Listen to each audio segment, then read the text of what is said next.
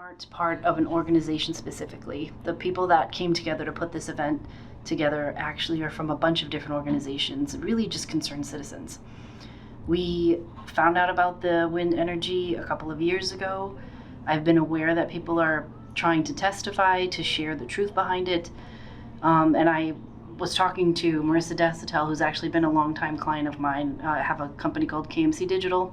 She's been a client of mine for 3 years, and she's like, what can we do just to get people to know that this is coming, because we know the electric bills are going to go up. We know that it's going to decimate our fishing industry. We know it's going to decimate our tourism industry in the state of Rhode Island, which are the main reasons why so many people love to come here.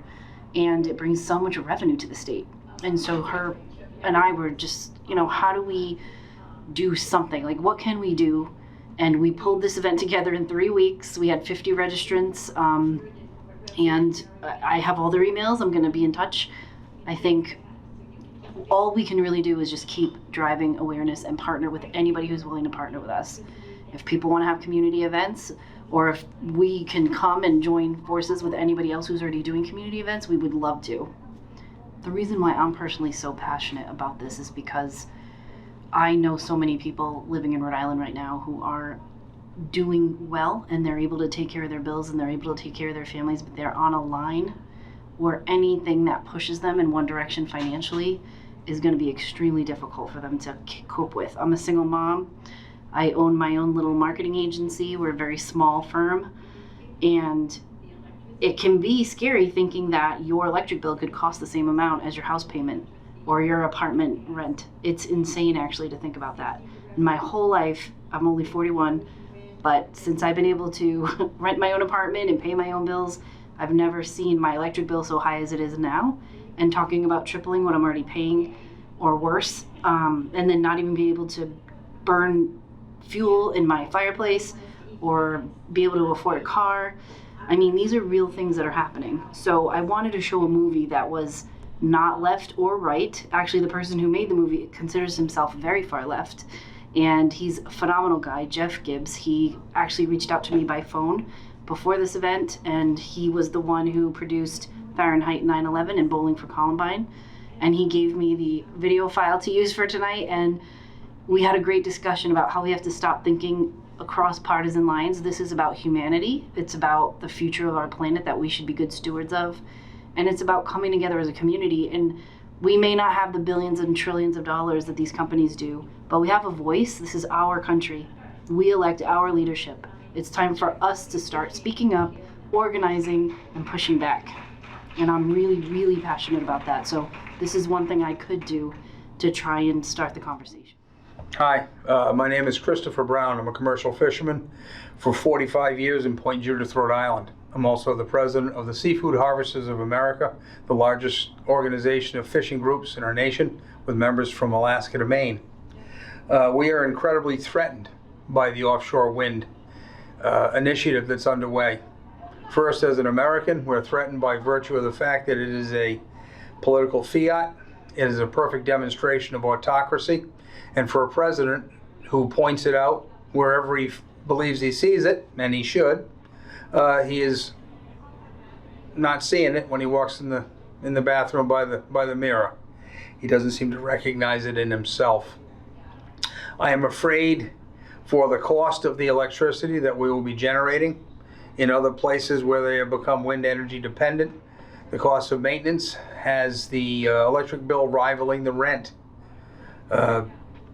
I am afraid for the systemic productivity degradation that we're going to occur. The massive amount of capital that's going into the ocean, roughly $100 billion,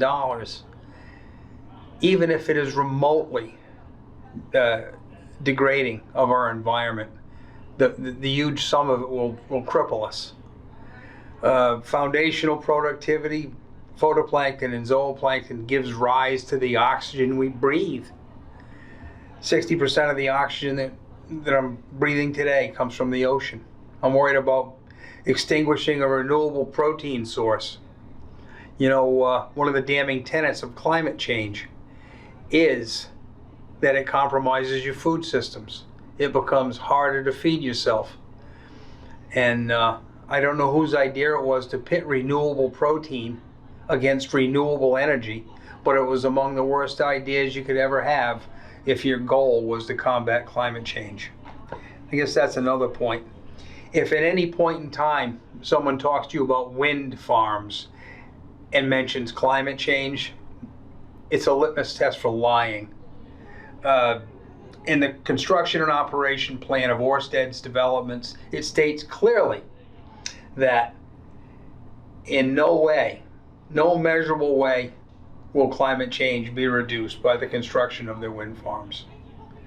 I'm ashamed of the way that we're desecrating our oceans, that we've worked so hard, invested 50 years of my life bringing them back to health. We're proud Americans. You know, the responsible utility of our nation's resource is a peacetime expression of patriotism that is second to none. And when the resource and the people that are dependent on it are mutually benefited by their partnership, then you have responsible management. When one or the other grow poorer, then you do not. And that is the situation that we are walking into. We're being slow walked to slaughter.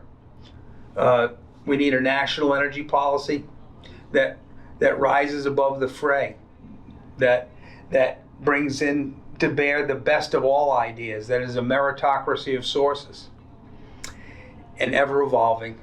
This one has simply been designed to make people rich and get too big to fail before we can stop it or are aware of the consequences. No, so as part of offshore wind development, there have to be offshore wind farm surveys that characterize the seafloor. It's a type of seismic, it's not oil and gas seismic, but it's a type of seismic. The offshore wind developers have to get incidental take authorizations from NOAA because to do these activities, they impact marine mammals under the Marine Mammal Protection Act. The documents that they are getting, the permits that they are getting from NOAA to do the surveys allow for behavioral harassment. It can be disturbing foraging. It can disturb breeding habits, migration patterns, as well as temporarily deafen the whales. And NOAA says that continued exposure to temporary deafness can actually make the animal go permanently deaf. Coinciding with the compounding rise in offshore wind farm surveys, there's been an unprecedented number of large whale strandings.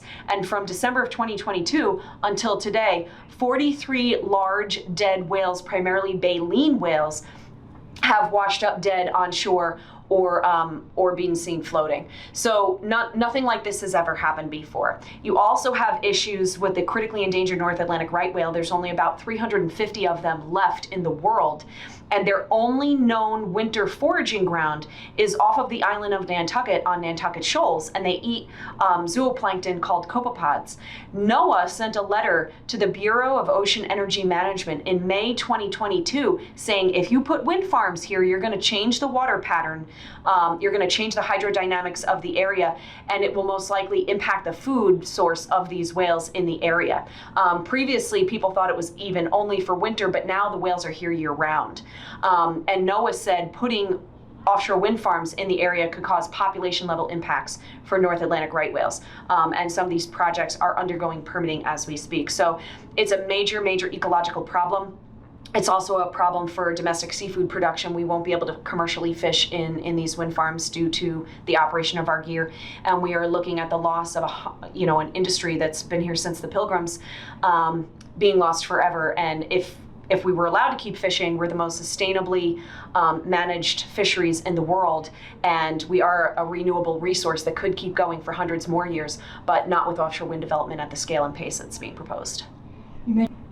Offshore wind turbines interfere with radar, period. All kinds of radar. Defense radar, high frequency radar that's used by the Coast Guard for search and rescue, and NOAA for oil spill response, and importantly for us, marine vessel radar. So if you're a commercial fishing vessel and you're transiting at night in the fog and inclement weather, you can't be going anywhere near a wind farm because your radar is not going to work. None of these issues have been solved prior to approval for construction, and that's a huge, huge problem, not just for us, but for the entire maritime community and the defense of the United States of America. The Navy has started to say, hey, there's a lot of conflicts here. NASA has said that there's conflicts. It's a very, very large problem that is not being addressed. Most of the dead whales that washed up on beaches were concentrated in New Jersey and New York, but they were also found in Massachusetts, Maryland, Virginia, and North Carolina.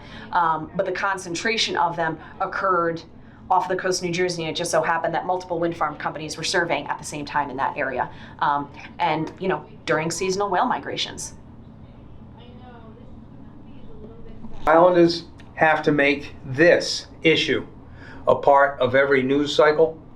They have to make it a part of the election cycle.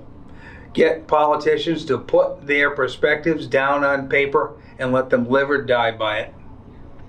I believe that the heat gets jacked up, the truth starts to get told, and you're going to see a lot of people questioning these things. It's said that success has 1,000 fathers and failure is an orphan. Well, we'll see how many politicians are passing out cigars after this debacle fully matures.